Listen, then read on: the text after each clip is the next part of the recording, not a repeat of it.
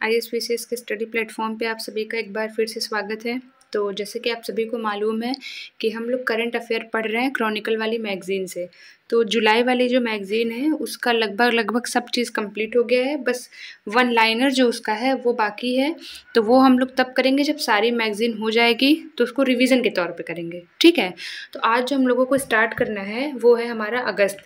तो अगस्त में जैसे हम लोगों ने जुलाई में जब शुरू किया था तो हम लोगों ने पहले राज्य आधारित पढ़ा था, लेकिन अगस्त में हम लोग राष्ट्रीय से शुरू करेंगे, ठीक है। उसके बाद राज्य आधारित पर भी जाएंगे।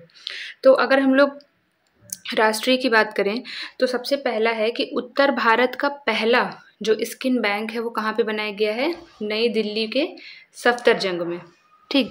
क्या है ये स्किन बैंक? स्किन बैंक में ये कहा गया है कि जैसे बहुत से लोगों की स्किन जल जाती है या उनको बहुत खतरनाक वाली स्किन डिजीज़ हो जाती है, तो अब क्या किया जाएगा कि स्किन का डोनेशन होगा। जैसे ब्लड डोनेट किया जाता है, वैसे जो मृत दाता होगा वो अपना स्किन डोनेट कर देगा। तो स्किन जब मृत दाता की मृत्यु हो जाएगी, मतलब दाता की जब मृत्यु हो जाएगी, तो 6 घंटे के भीतर उसकी त्वचा जो है वो दान कर दी जाएगी, और उसके बाद जैसे जिसको भी ज़रूरत पड़ेगी तो वो क्या कर लेगा, इसको यूज़ करवा लेगा, ठीक है। तो हमारे लिए जो इम्पोर्टेंट न्यूज़ है वो है कि पहला जो स्किन बैंक है वो नई दिल्ली में है, और देश में कुल कितने बैंक हैं? तो 16 बैंक हैं, ठीक है। ये उत्तर भारत का था पहला। दूसरा है कोल इंडिया। अभी इसके पहले भी हम लोगों ने कोल इंडिया के बारे में पढ़ा था। तो कोल इंडिया क्या है? PSU है, सार्वजनिक क्षेत्र की कंपनी है, ठीक। तो इसको ये कहा गया है कि सुप्रीम कोर्ट ने कहा है कि ये प्रतिस्पर्धा अधिनियम के तहत आएगी, ठीक। और प्रतिस्पर्धा आयोग कब बनाया गया था? 2002 में। उसके बाद नेक्स्ट है नॉलेज शेयरिंग प्लेटफॉर्म। किसने बनाया है? जो भारतीय राष्ट्रीय राजमार्ग प्राधिकरण है, इसने राष्ट्रीय राजमार्गों के विकास के लिए एक प्लेटफॉर्म बनाया है जिसका नाम है नॉलेज शेयरिंग प्लेटफॉर्म, ठीक। अगर हम लोग बात करें भारतीय राष्ट्रीय राजमार्ग प्राधिकरण की, तो इसकी स्थापना हुई है 1988 में, ठीक। नेक्स्ट है Guwahati railway station. Guwahati railway station जो है वो उसको ईट राइट स्टेशन का प्रमाणन दिया गया है। तो ये पूर्वोत्तर सीमांत रेलवे का पहला स्टेशन बन गया है, गुवाहाटी रेलवे स्टेशन। अच्छा, ईट राइट स्टेशन क्यों दिया जाता है प्रमाणन? उन स्टेशनों को दिया जाता है जो यात्रियों को सुरक्षित और पौष्टिक भोजन प्रदान करने में मानक स्थापित कर देते हैं, उनको ये टैग दे दिया जाता है।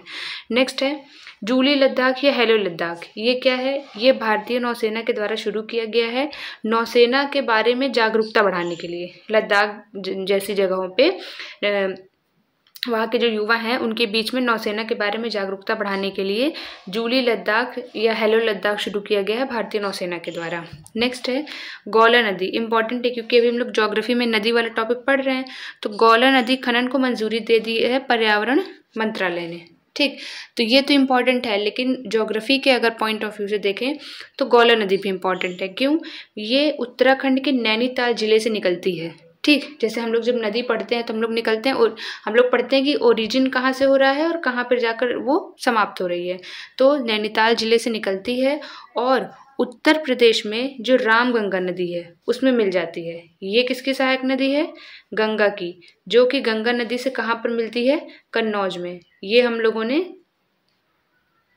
जब गंगा नदी पढ़ेंगे, आज आपकी जो गंगा नदी वाली मतलब क्लास है ज्योग्राफी वाली, वो उसमें देखिएगा हम रामगंगा नदी के बारे में उसमें बताया गया है, ठीक है। तो गौला नदी किसकी सहायक नदी है? रामगंगा की। और रामगंगा किसकी सहायक नदी है? गंगा नदी की। आगे नेक्स्ट है CPSE का मतलब कृषि लागत और मूल्य आयोग। इसने यूरिया का यूज़ जो फर्टिलाइज़र के रूप में होता है कृषि में, ठीक है। तो यूरिया को NBS के तहत लाने की सिफारिश की है। NBS क्या है? कि पोषक तत्व आधारित सब्सिडी योजना, जो कि 2010 में शुरू की गई थी। तो अगर देखो 3 यहाँ पे कीवर्ड्स हैं, क्या क्या पॉइंट? एक तो ये हो गया, एक ये हो गया, एक ये हो गया। यहाँ पे मैंने तीनों के बारे में लिखा है। तो CAPC क्या है? कृषि लागत और मूल्य आयोग। 1965 में इसकी स्थापना हुई थी, और जितना भी वो MSP दिया जाता है ना फसलों पे, उसकी सिफारिश कौन करता है? यही कृषि लागत और मूल्य आयोग, ठीक। उसके बाद यूरिया की अगर बात करें तो नाइट्रोजन युक्त एकमात्र उर्वरक है जिसकी कीमत सरकार के द्वारा नियंत्रित की जाती है, ठीक है। और अगर NBS की बात करें तो ये हमने बता दिया, ठीक। क्यों ये सिफारिश की जा रही है CAPC के द्वारा? ताकि यूरिया को कम यूज़ किया जाए। जैसे यूरिया का इस्तेमाल बहुत ज़्यादा हो रहा है, ठीक है, जब यूरिया का इस्तेमाल ज़्यादा हो रहा है तो जो मृदा की जो लाइफ है, मतलब जो क्षमता है, वो कम होती जा रही है, ठीक है, इसलिए यहाँ पे सिफारिश की जा रही है। नेक्स्ट है पहला राष्ट्रीय प्रशिक्षण सम्मेलन। इसका उद्घाटन किया गया नई दिल्ली में हमारे माननीय प्रधानमंत्री श्री नरेंद्र मोदी जी के द्वारा, ठीक है, राष्ट्रीय प्रशिक्षण सम्मेलन का उद्घाटन, और पहला है ये, इसलिए इसको ध्यान रखिएगा। फिर आप लोगों ने कवच प्रोजेक्ट सुना होगा, ठीक, बजट में था ये, तो किसके लिए? रेलवे सुरक्षा के लिए, ठीक है, रेलवे सुरक्षा के लिए। जैसे अभी उड़ीसा के बालासोर में हमने देखा ना कि ट्रेन जो है वो टकरा गई थी, तो उसी के बाद से ये और थोड़ा एक्टिव हो गया है। तो इसका उद्देश्य क्या है? ज़ीरो एक्सीडेंट का लक्ष्य प्राप्त करना, ठीक है, क्योंकि ट्रेन एक्सीडेंट्स बढ़ रहे हैं, तो इसका क्या है कि ज़ीरो एक्सीडेंट का लक्ष्य प्राप्त करना। और इसका पहला ट्रायल हुआ था 2016 में। किसके द्वारा ये प्रोजेक्ट शुरू किया गया है? अनुसंधान, डिज़ाइन और मानक संगठन के द्वारा। उसके बाद अगर देखें तो भारत का पहला कार्बन न्यूट्रल गांव कौन सा है? तो ठाणे जिला, महाराष्ट्र में, ठीक, ये कार्बन न्यूट्रल गांव है। नेक्स्ट है अराकू कॉफ़ी और काली मिर्च, इसको जैविक प्रमाणीकरण दिया गया है, ठीक। कहाँ पर ये दोनों हैं? तो आंध्र प्रदेश में आदिवासी किसानों के द्वारा इन दोनों की खेती की जाती है। और अगर अराकू कॉफ़ी की बात करें तो ये उड़ीसा के किसानों के द्वारा भी इसको, मतलब आंध्र प्रदेश और उड़ीसा दोनों में इसको उगाया जाता है, ठीक। और ये जो अराकू कॉफ़ी है, ये अरेबिका किस्म की कॉफ़ी है। तो अगर आप लोग ने ज्योग्राफी की एनसीईआरटी पढ़ी होगी तो वहाँ पे जहाँ सारी फसलों के बारे में बात की गई, कृषि वाला जो टॉपिक है उसमें कॉफ़ी ये बताया गया है, तो उसको थोड़ा सा वहाँ जाके पढ़ लीजिएगा। अब देखिए भारत के रक्षा निर्यात में बढ़ोतरी, इसमें क्या है? इसमें कहा गया है कि 23 गुना बढ़ोतरी हुई है 2014 से। मतलब 2013-14 में कितना था निर्यात?